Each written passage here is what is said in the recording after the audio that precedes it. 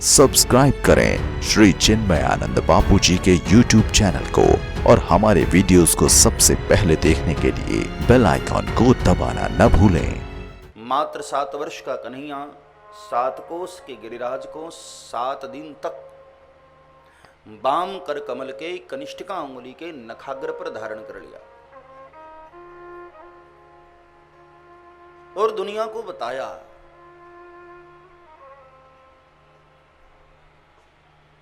कि बुरा करने वाले लोग लाख उपाय कर लें, लेकिन अच्छाई करने वाले थोड़े से लोगों के सामने आखिर हार ही जाते हैं। कितने बादल घने बारिश करने आए थे, ब्रजमंडल को बहा देना चाहते थे, लेकिन एक गोविंद ने और एक गिरिराज ने पूरे ब्रजमंडल को अपने भीतर समेट लिया। उसके पीछे कारण है, ब्रजवासियों ने विपत्ति काल में भी कभी अन्याश्रय नहीं किया, केवल भगवत आश्रय। श्रीमद् भागवत ये कहती है, मेरे भाई बहन,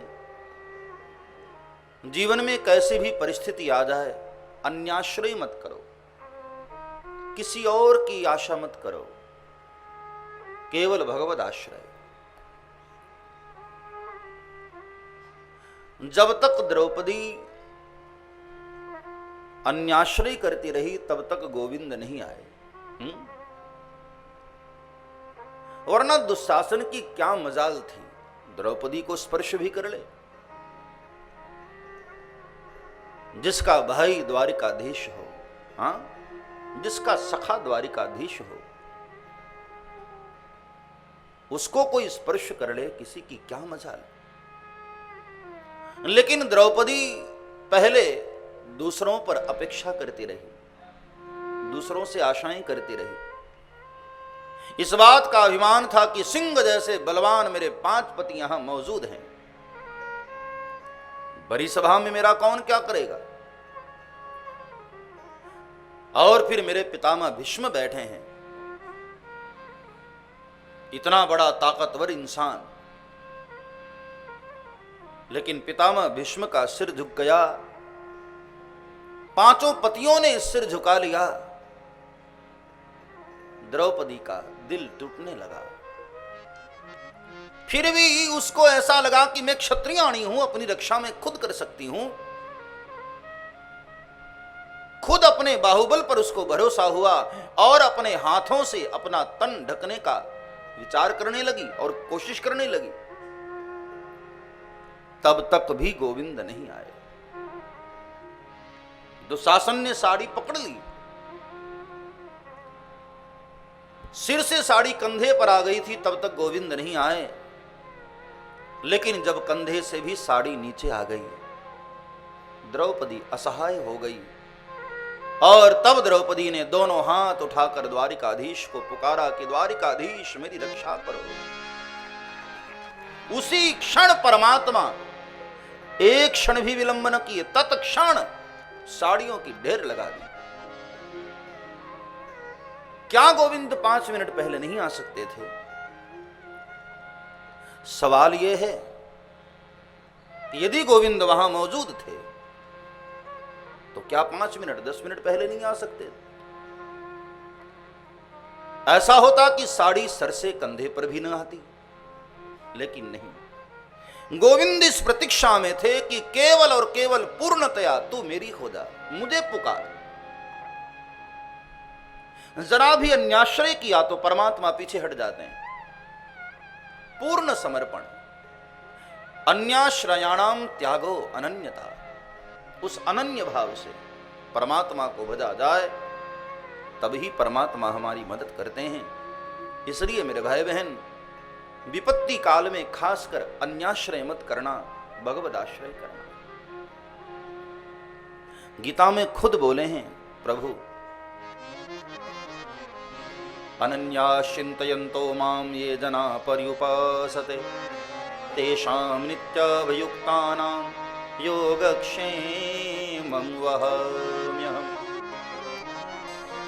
ये प्रभु के खुद के वाक्य हैं कि जो अनन्य भाव से मेरी ही उपासना करते हैं, मेरे शरणागत होते हैं, मैं उनके समस्त कार्य करता हूं। तो विपत्ति काल में अन्याश्रय न हो, भगवद आश्रय हो।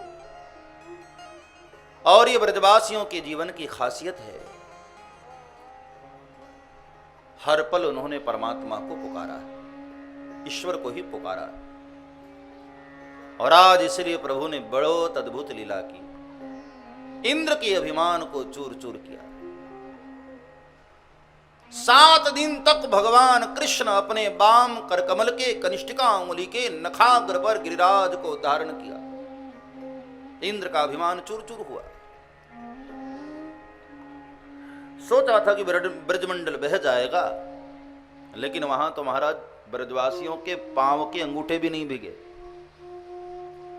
धूल उड़ रही है, मौज कर रहे हैं। इधर ये हुआ कि ग्वाल बालों को कृष्ण पर भरोसा नहीं था।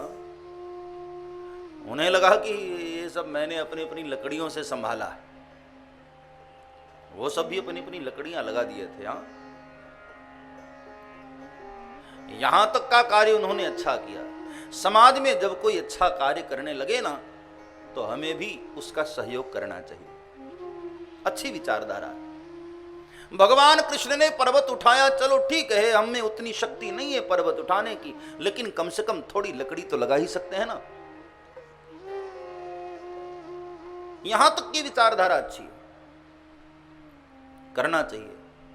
जब भी समाज में कोई अच्छा कार्य करने चले तो उसको खींचो मत, उसको गिराओ मत, परेशान न करो। और मैं देखता हूं ये हमारी इतनी गंदी मानसिकता है आज समाज में।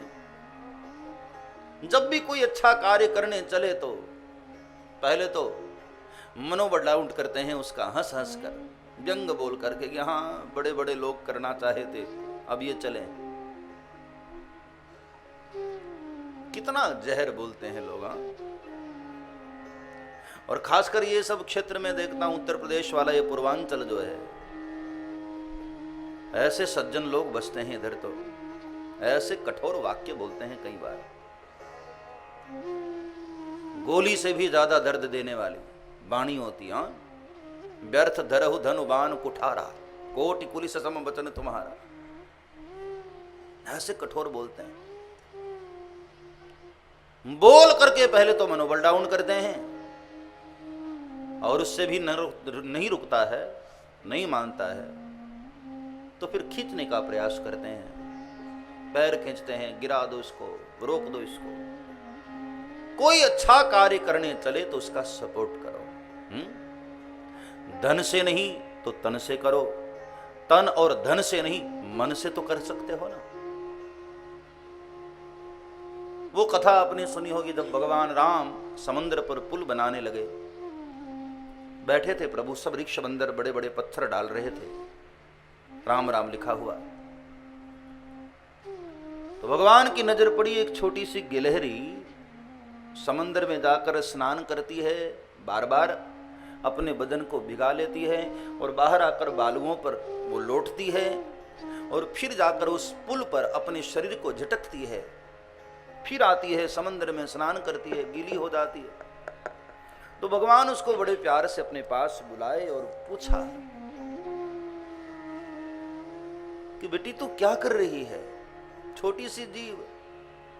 उसने कहा प्रभु मैं भी पुल बनाने में सहयोग कर रही हूं। प्रभु मुस्कुराए कि तू क्या सहयोग कर रही है, ये रीछ बंदर इतने बड़े बड़े पत्थर ला रहे हैं और सब उसमें डाल रहे हैं, और तू छोटी सी।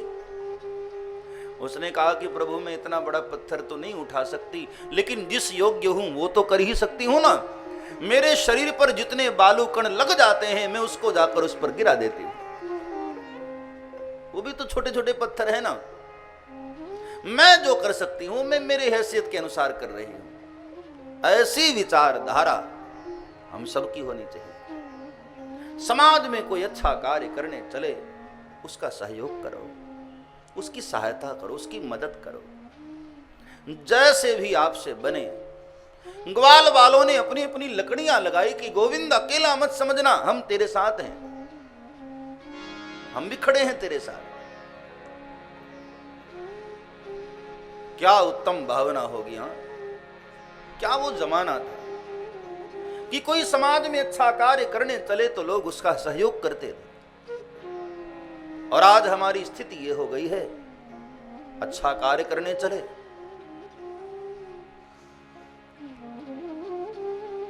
दुनिया बड़ा विरोध करती है। हाँ, सब्सक्राइब करें श्री चिन्मयानंद बापू जी के YouTube चैनल को और हमारे वीडियोस को सबसे पहले देखने के लिए बेल आइकॉन को दबाना न भूलें।